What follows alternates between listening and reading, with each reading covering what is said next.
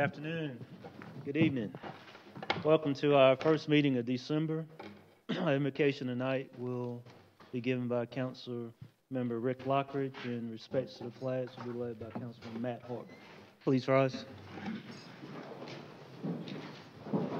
Let us pray. God, this is a very special time of the year. It's a time to think about the things that are important to us. Our families, our community, our nation, our world. We ask to bless each one of them. Let each one of us continue to live by the golden rule, which is doing to others as you would have them doing to you. Bless all those people who are out there working tonight, trying to get power on, trying to get people moved from one spot to the other, trying to help people when their car breaks down or whatever happens. We know that you will give them strength to go through these times. And a special blessing tonight on our new assistant chief. We ask you to bless her as she starts her job with the city. We know that you will do great things through her. Now we ask you to bless this group that we're in. We ask you to always make decisions that are right in your sight. We pray in Jesus' name. Amen.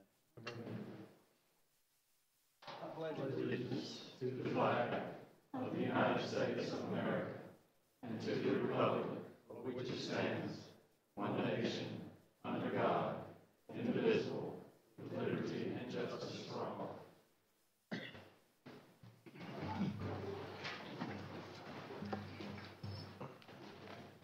We have a couple of things before we get into the body of our meeting. And the first one is the swearing-in ceremony, and I'm going to ask the Chief to come up and lead us in that. Chief? Thank you, Mayor. Thank you also, Council. We always appreciate the opportunity to recognize information in our department. I'm going to ask Assistant Chief Nikki Carson to come down with me. As she comes down, I'll tell you a little bit about our new Assistant Chief. She'll hold the position of Major within the Police Department. She holds a Bachelor of Science degree in Criminal Justice from Anderson University and also a Master's in Criminal Justice from the Command College at Anderson University. She began her career in law enforcement in 1994 as a patrol officer with the Seneca Police Department, serving as a SRO with that agency. She has also served in the Anderson County Sheriff's Office since 2005 in numerous roles, to include criminal investigations, lieutenant in the School Resource Officer Division, internal investigator, detective, and oversight for the Sex Offender Registry and Public Information Officer. Major Carson, I believe you got some family here. Would you like to recognize them tonight?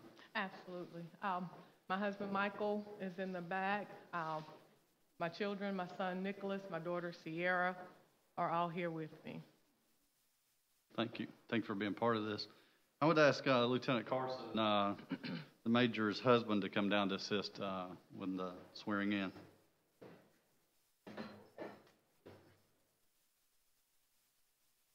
You hold that for me, Lieutenant.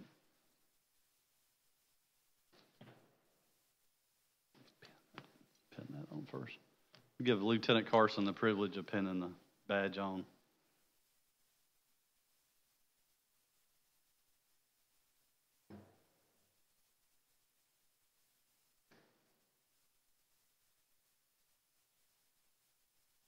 Okay, Major, if you would raise your right hand, just repeat after me. I, Nikki Carson, as Major of the City of Anderson Police Department, as Major of the City of Anderson Police Department, do solemnly swear or affirm that I'm duly qualified, according to the Constitution of this state, to exercise the duties of the office to which I have been elected, and I will, to the best of my ability, discharge the duties thereof, and preserve, protect, and defend the Constitution of this state and of the United States. So help me God. This is your statutory oath. I, Nikki Carson, as mayor of the city of Anderson, as mayor of the city of Anderson, will equally, fairly, and impartially, will equally, fairly, and impartially, to the best of my ability and skill, to the best of my ability and skill, exercise the trust reposed in me, exercise the trust reposed in me, and will use my best endeavors and will use my best endeavors to preserve the peace to preserve the peace and carry into effect, according to the law, the purpose for which I have been elected. the purpose for which I have been elected. So help me God. So help me God. Congratulations. Thank you.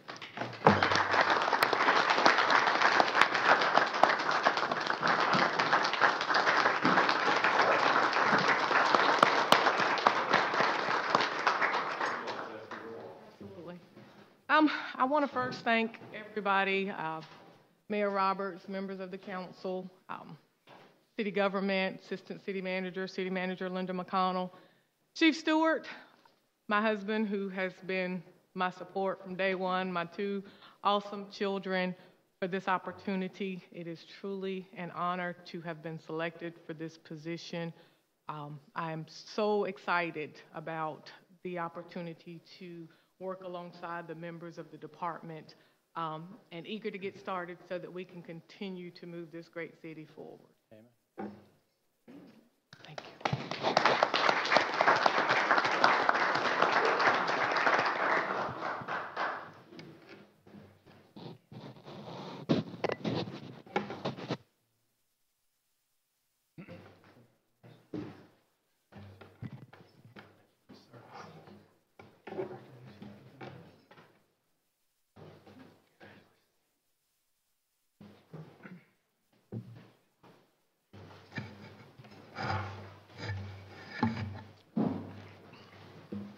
The next item on the agenda is a presentation of our comprehensive annual financial report for the fiscal year 2017 through 2018.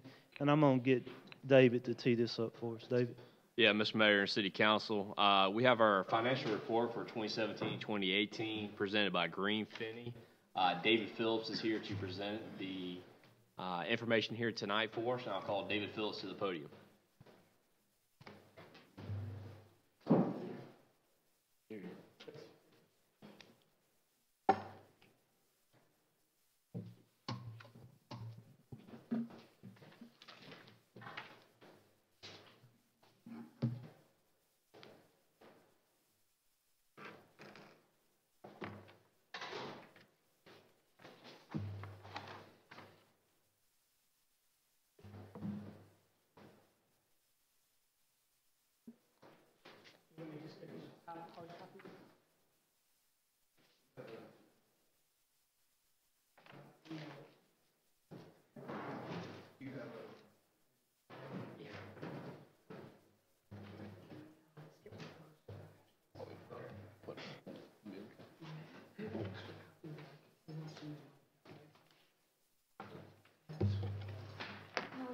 You want to start?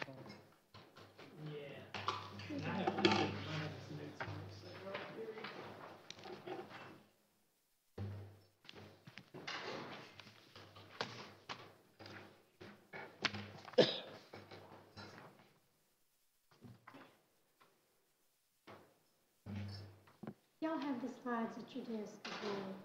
Okay.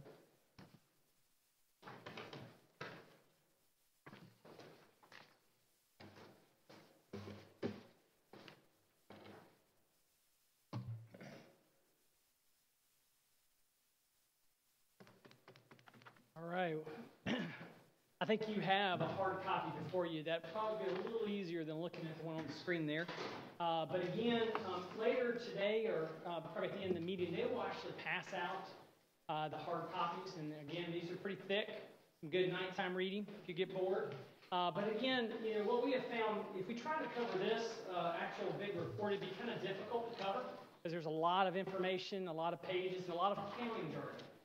So, you know, we have found by putting together a PowerPoint presentation where we get the highlights, it just makes the meeting go better, and also it just allows us to kind of identify what those key items are. So if you don't mind, we'll walk through this.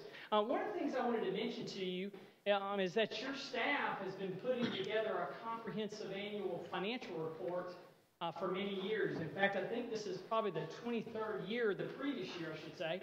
This will be the 24th year that you're submitting this into the GFOA for the actual award for excellence in financial reporting. And you've always gotten it in the past, and I don't foresee that you won't get it in the future. But one of the things that's important about that is that there's additional information in this report that your staff is providing that makes it more comprehensive. That's why it has the name.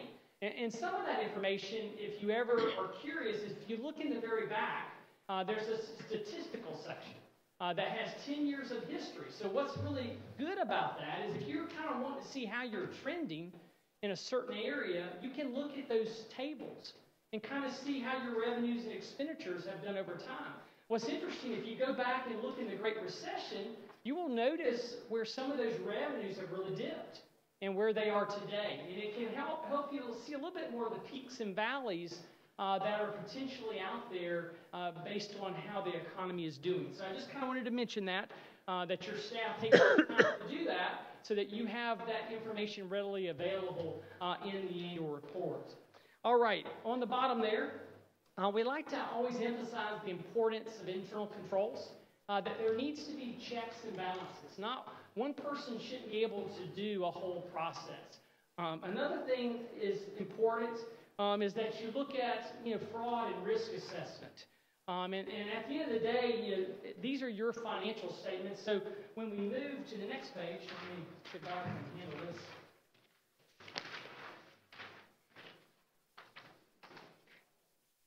All right. Our responsibility as the auditing firm is to issue an opinion. We give you reasonable assurance. We don't give you absolute assurance. The only way we could give absolute assurance is if we looked at every single transaction that the city entered into. But we do look at samples, and we look at key items. And if we start seeing that in our samples something is awry, then we begin to dig into that more. But it's kind of like what you see in politics, where they take a sample and they extrapolate within plus or minus a few percent on how people are going to vote. We're using that same type of methodology as we look at the city's transactions. You received an unmodified opinion. That's the best opinion you can get. If it was modified, we would say everything looks good except for some. And so you, of course, we're not aware of anything being materially misstated. All right. The next slide here, we're going to just drill on into the general fund. I know that's the really key fund here.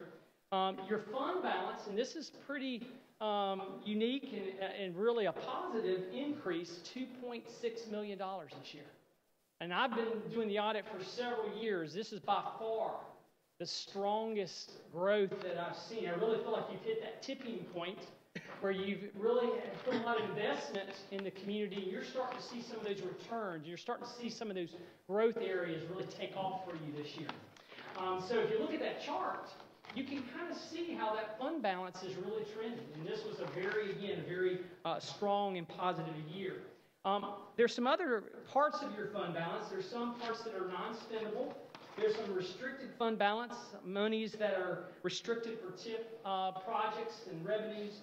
But then there's also, remember, in your fiscal year 19 budget, you assigned $3 million for next year. And so that is showing up there as well.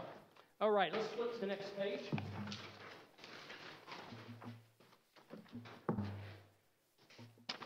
All right, so if we take out the parts that are restricted or assigned, we're left with a balance called unassigned. What that means, there's no constraints on those funds, and the unassigned fund balance was about $9.7 million, which is 33% of your 2018 actual expenditures and about 31% of your 2019. If you look at the chart on the right, it gives you a little bit of trending, but just think, too, if you hadn't assigned some of your fund balance in the fiscal year 19 budget, that would have been left unassigned. But because you had plans for using some of that, that actually lowered some of the unassigned. It would have been a lot higher at the June 30, 2018 date without that assignment. So I just wanted to mention that as well. Next slide. We're going to look here at the reasons to maintain a strong fund balance. Remember, some of your revenues are cyclical. Property taxes, they don't get levied till October. You start collecting some in December, January, February, and you really don't collect a lot more of real property taxes. Business licenses are cyclical as well. It helps you if you have emergencies or unanticipated expenditures. It gives you flexibility for discretionary funding needs. If you issue debt, you'll get better rates. If they see you have a good track record of maintaining a solid fund balance, they're going to give you a better rate than an entity that's very unpredictable. It helps you with state budget cuts or shortfalls. If they don't give you all the money in your local aid or whatever it might be. And then it's just important in uncertain economic times. All right, well, let's turn to the next page.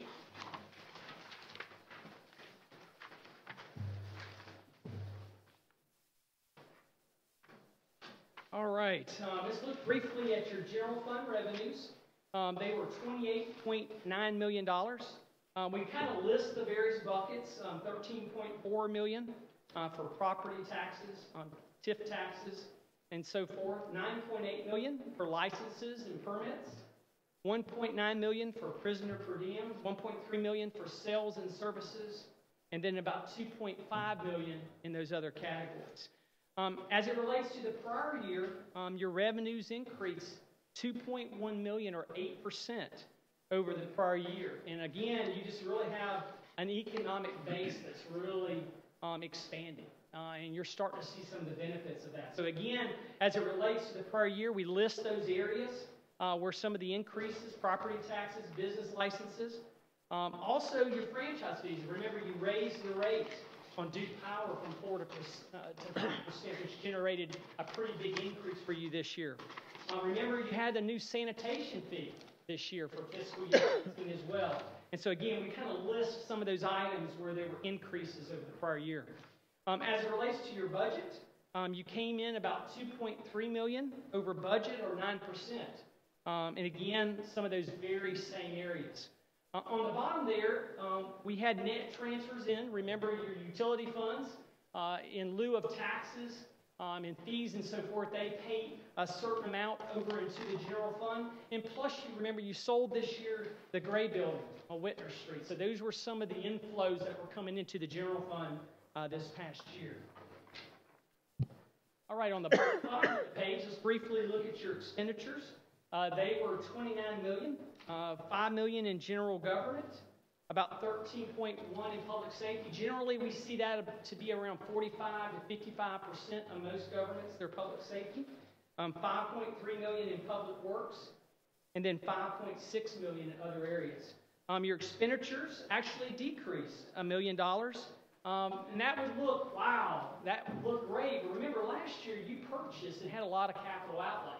So your expenditures were up because of the capital outlay last year. So we try to highlight that. You had a decrease in capital outlay in fiscal year 18 by 2.5 million, and we kind of list some of those projects that you had going on last year, which you didn't have similar type of volume in the current year.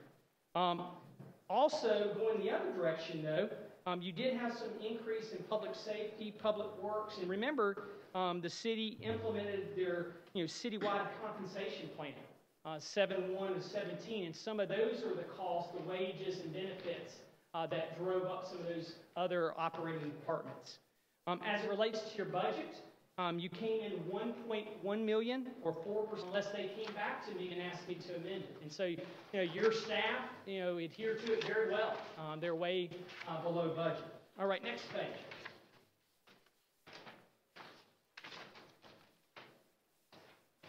All right, we're going to briefly look at your hospitality fee fund.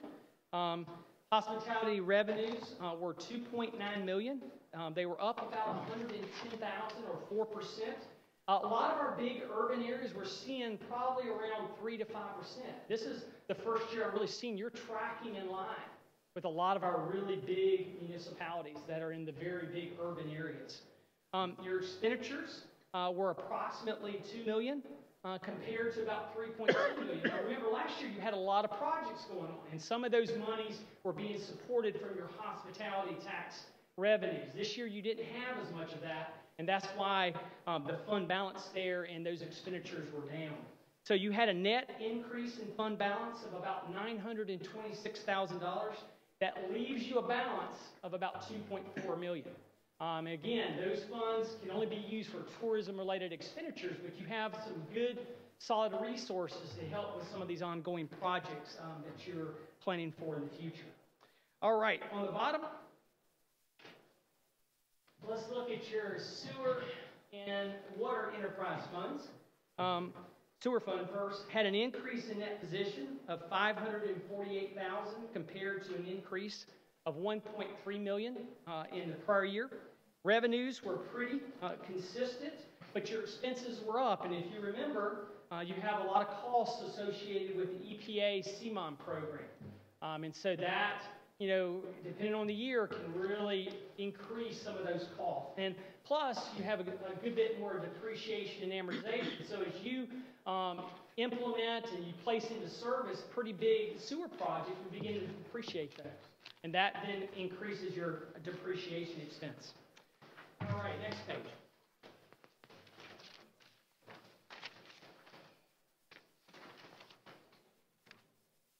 All right, the water fund had an increase in net position of $442,000 compared to $524,000 in the prior year.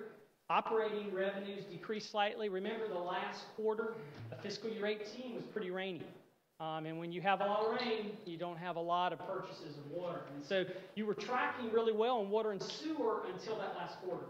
And that last quarter then began to take that down so that you ended up being a little short for the year.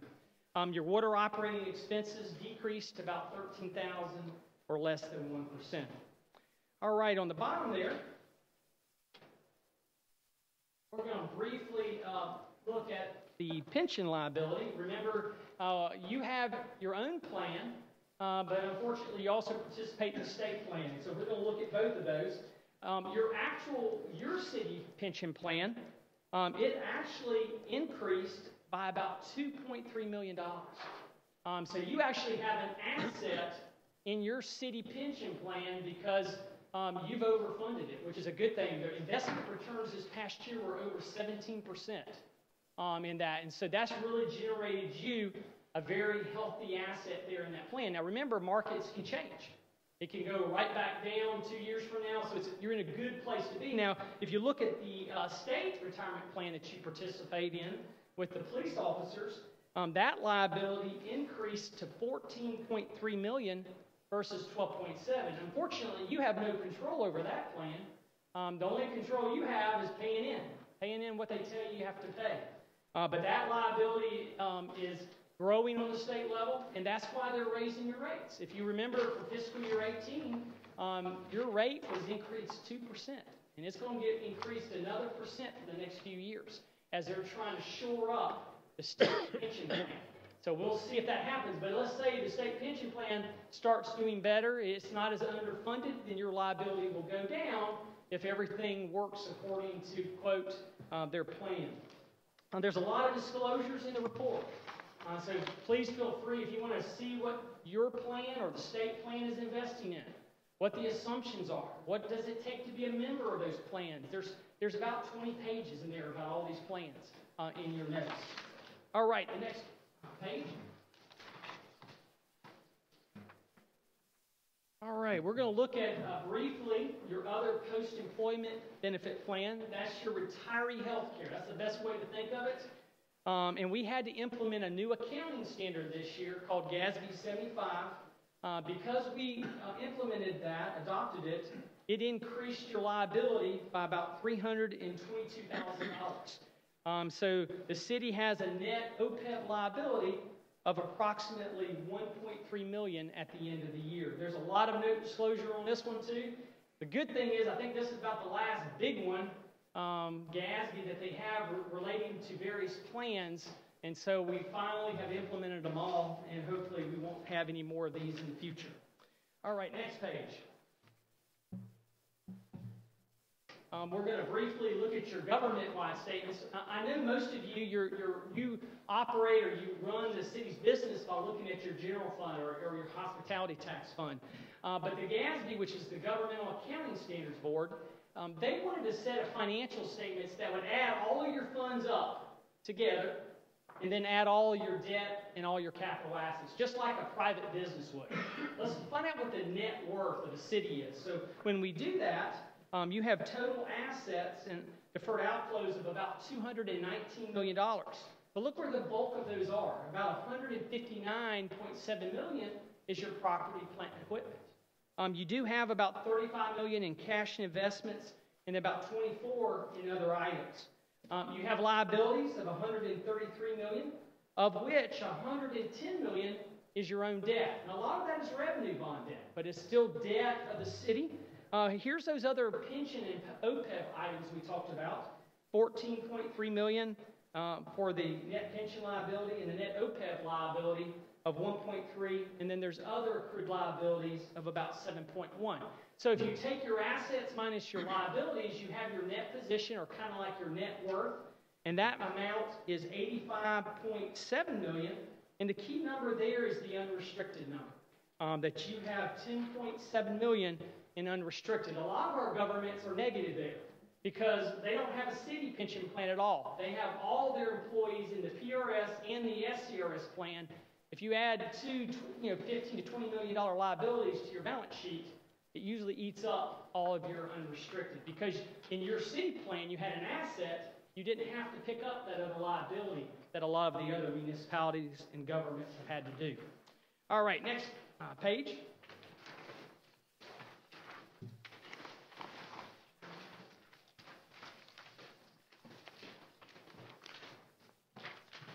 All right, we're going to briefly look here at your capital assets. You had a total balance of $159.7 million. It actually decreased this year about $2 million.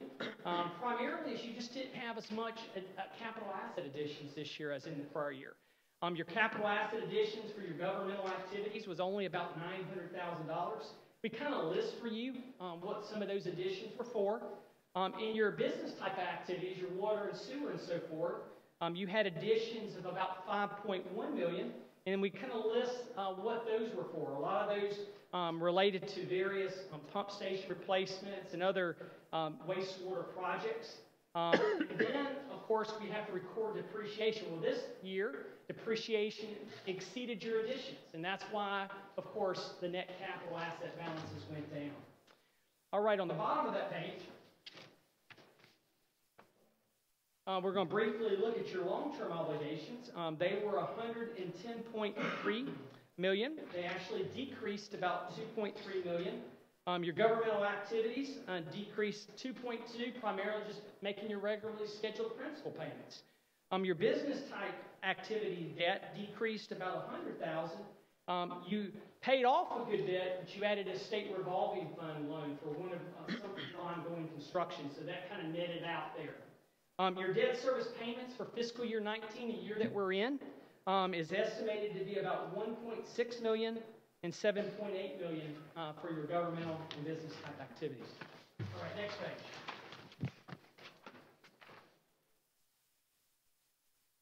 All right, good thing is we really don't see a lot of major changes on the auditing side.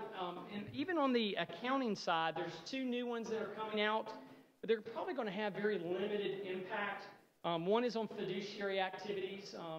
We may have to reevaluate looking at some of the city's funds and say, the GASB says we can't keep them as this type of fund, we got to move them to this type of fund. So that could result in some changes in fund type. And then leases, they want all leases to be treated like debt. So corporate America, the IBMs, all them now, they've had to move with the FASB to treating almost all leases like debt. Well, now they're going to make all governments do the same thing. So if you enter into a lease, let's say, for example, to rent a building for $100,000 for 10 years, they're going to say set up a liability for $1 million and set up an asset for $1 million. Not on your general fund, but on these government-wide statements. So it doesn't affect your general fund. Your normal use of those won't change. All right, on the bottom there of that page, we still had the one compliance finding related to the prior year, related to the CDBG program, the period of performance. Your staff actually went up, and the mayor went up to Washington to meet with them, try to explain some of the issues that they were experiencing, and they were able to get them to reduce the amount of the grant reduction from about $275,000 to $49,000. So that is, I think you're pretty much aware of that. That's something that we hope by next year will be totally resolved. But again, it comes down to how fast you're spending the money that they give you. And they want a really quick turnaround, and that's what that kind of relates to. All right, on the bottom there, on that page, management letter, there's a separate letter that you may have before you. And the only thing that's in that letter is really us telling you we implemented GASB 75. Everything else in there is pretty boilerplate. But if we had disagreements with management or they were difficult to deal with, we would have to report that and communicate that to you. All right, last page. Thing again, you have an unmodified opinion. Again, that's the best that accounting literature has. And you really have good financial condition. It's really encouraged me to see what growth you had this year. And I think a lot of that, you put a lot of time and investment in prior years, and you're starting to see now a little bit of that benefit start to turn for you. I wanted to thank the staff here. They're great to work with. There's been a lot of turnover. I shouldn't say turnover, change. And you think you had Margot's replaced Peggy, and you've had some new staff that's come aboard, but they've done a great job. And a lot of that's just the culture within the organization. You're good at hiring people that fit, that are going to do the job the right way. And so, again, I want to thank them for that. Any questions? I know I can kind of go quick on this stuff. Probably you're glad about that. Any questions for Mr. Phillips? I think you do a good job as well. Every time you do a great job explaining it. So, well, good. I appreciate it. Good. Well, thank you. The unmodified opinion. Right. Great. Appreciate it. And good working with you again. And thank you for recognizing our finance folks for the job that they do. Thank you, Margo. Throughout the organization. Thank you. My staff tonight too as well, so I'd like to thank them. The minutes of our November 26th meeting have been distributed. Are there any questions or additions to those minutes? Make a motion that we accept them as presented. First by Mr. Stewart. Second. Second by the Mayor Pro Tem. All those in favor say aye. Aye. Opposed? The minutes of November 26th passed unanimously. We have one item of old business, and that item is request consideration of an ordinance to rezone 1501 West Whitner Street from R5 single family to GC general commercial. Mr. McEwen? Mayor, this is first reading of zoning request to rezone 1501 West Whitner to commercial use. Previously, it had been to the Planning Commission. They considered the request at their December the 4th meeting and approved it with unanimous, or recommended unanimously. Maurice McKenzie, our planning director, is here as well to answer any questions that you may have on this in this first reading. Thank you. Any questions, comments? Maurice, any idea what controversial use is going to be? According to the applicant, none at this time. They wanted to get the property rezoned back to a commercial use because, as you know, it is a commercial building. There's a parking lot there. We believe that the zoning changed back in 1998 when we did our zoning ordinance revisions. So he just wants to bring it into compliance so he can market it for commercial use. Thank you. Anything else? Jeff? I rode by, I had to go see it for myself, but it makes no sense that it's No, it doesn't. zoned residential, so I moved that we rezone it back to commercial. First by Mr. Jeff Roberts, second by Dr. Thompson. Any further discussion? All those in favor say aye. Aye. Opposed? It passes unanimously on the first reading. We have 3 items of new business, and the first item is to request consideration of a resolution providing certification as provided by the South Carolina Abandoned Buildings Revitalization Act of 2013, which is South Carolina Code 12-67-09 for the building at 201 North Main Street. Ms. McEwen. This act really creates an incentive for the rehabilitation, renovation, and redevelopment of abandoned buildings located across South Carolina. The goal of the act is to encourage private investment and restore and enhance the local tax base. This is the same certification process that we were asked to do at our previous meeting for what is termed the Gray Building at 129 East Whitner Street. This one in particular has been, the intent has been applied to us from Baroque Holdings LLC, the owner of 201 North Main Street building, which you're familiar with, and some of the activities taking place here. They have provided an intent to move forward with this with the State Department of Revenue. As part of the process with that, the local government has to certify that the building has been abandoned for a period of at least 5 years once they complete that attempt. And to determine how much abandoned, it just has to be 66% of the building. Has to be non-use, non-operational, non-income producing to be considered abandoned. So a goal really of it again is to incentivize a developer to put back in use a building that has not fully been in use, and to increase the tax base on it as well. So this is just our local certification on it. They are planning on applying again for the income tax credit with the state. And this doesn't affect our local property taxes at all. And Frankie, if you have any additional questions, Frankie prepared this, our city attorney. He can answer any of those for you. Good. I'll open up questions, comments. I think it's a good idea to get this property moving. I remember when it was first federal, and I'm so glad to see something going in there. So I'll move that we adopt the resolution to provide certification. First by Mr. Laughridge. Second. Second by Mr. Harbin. Any further discussion? Do you know how long this tax credit's available? As far as the availability for this site, In our They day. extended it to just 2021. yeah, I think so. It sunsets.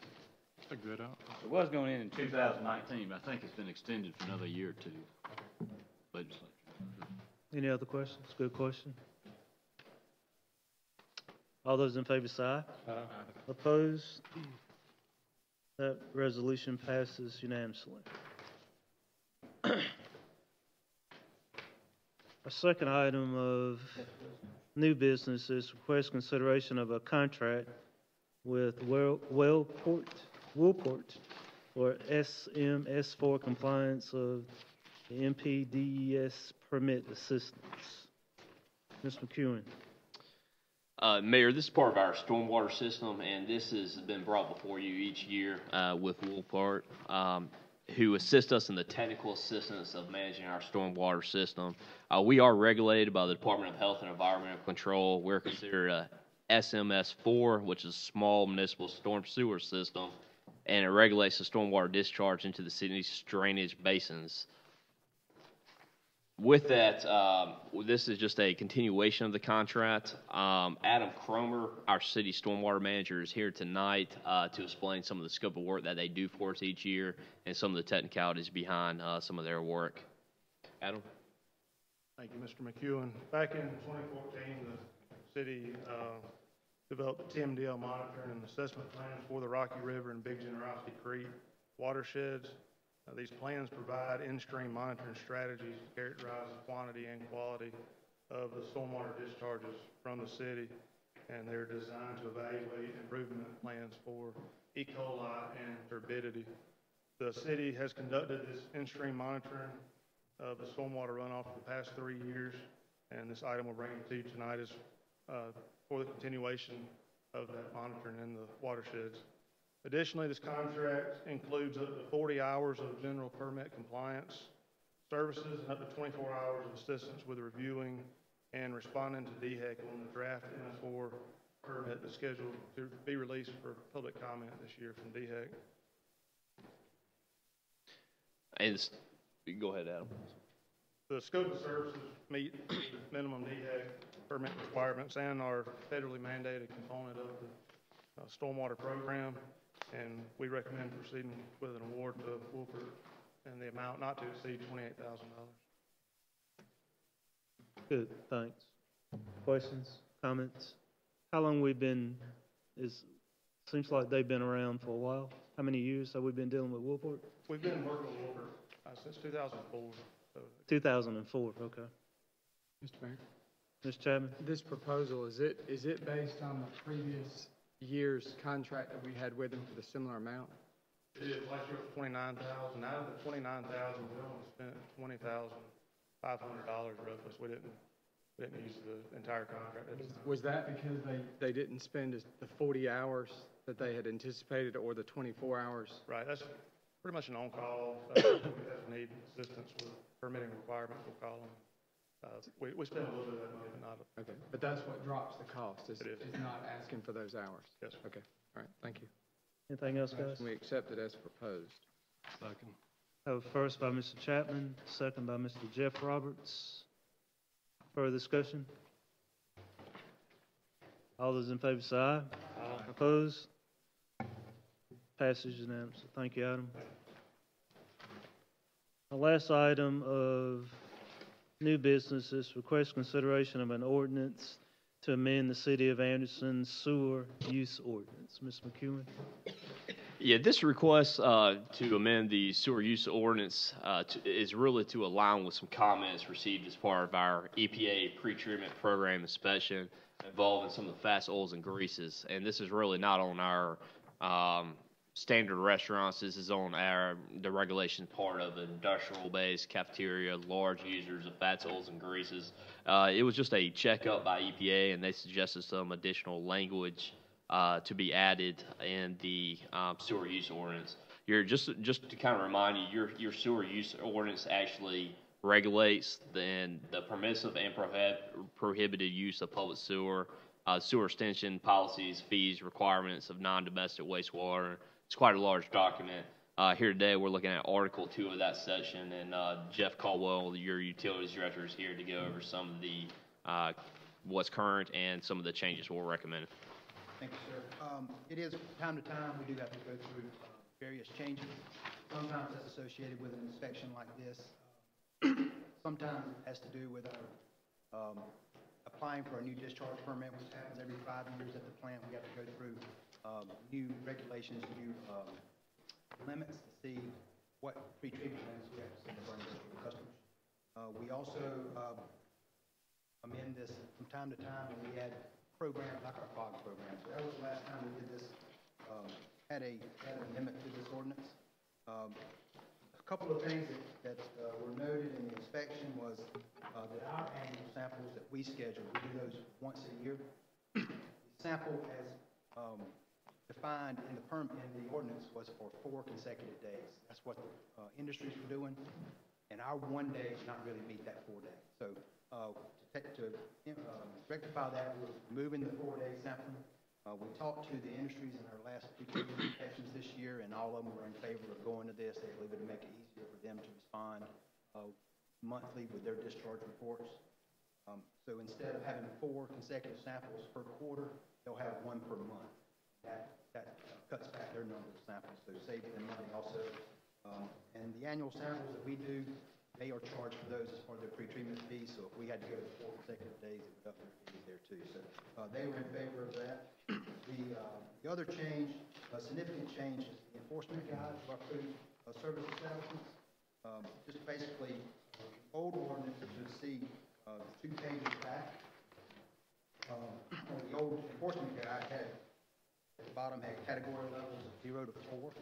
And if you look up into the enforcement guide, there is no category level 4 listed.